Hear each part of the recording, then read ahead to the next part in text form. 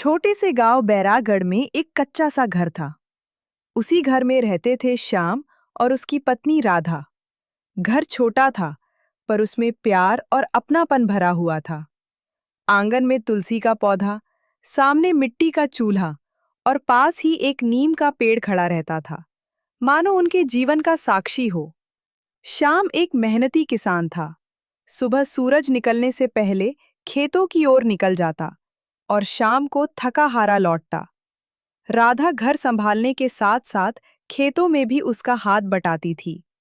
दोनों की शादी को 7 साल हो चुके थे। उनके पास ज्यादा पैसा नहीं था, लेकिन एक दूसरे पर भरोसा पूरा था। उस साल बारिश ठीक से नहीं हुई, खेत सूखे रह गए और फसल आधी ही हुई। शाम की चिंता बढ़ने लगी। कई रातें वह बिना बोले चुपचाप बिताने लगा। एक दिन राधा ने उसका सूना चेहरा देखा तो बोली, इतनी फिक्र मत करो, भगवान ने चाहा तो सब ठीक होगा। श्याम ने भारी मन से कहा, कर्ज बढ़ रहा है राधा, डर लगता है। राधा ने मुस्कुराकर उसका हाथ थाम लिया, जब तक हम साथ हैं, डर कैसा। अगले दिन से राधा ने गांव में सिलाई का काम शुरू कर दिया। धीरे धीरे लोग उसके काम को पसंद करने लगे। उधर श्याम ने भी खेत के साथ साथ मजदूरी करना शुरू कर दिया। दोनों थक जाते थे, पर शिकायत कभी नहीं करते। एक रात तेज आंधी में उनके घर की छप्पर उड़ गई।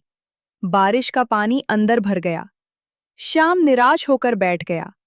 राधा ने टूटे छप्पर की ओर देखा और बोली, घर फिर बन जाएगा, पहले हम सुरक्षित हैं, यही बड़ी बात है। उसकी बातों ने श्याम में नई हिम्मत भर दी।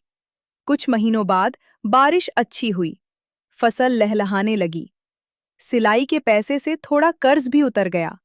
घर की मरम्मत हो गई। जीवन धीरे धीरे पटरी पर लौट आया। एक शाम दोनों आंगन में बैठे सूरज को ढलते देख रहे थे। श्याम ने कहा, राधा, इस मुश्किल समय में तुम मेरी ताकत बनी। राधा मुस्कराई, पति पत्नी का रिश्ता ही यही होता है, सुख हो या दुख, साथ निभाने का। नीम के पेड़ की छाया में बैठा वो जोड़ा जानता था कि असली अमीरी पैसे में नहीं, बल्कि एक दूसरे के साथ में होती है।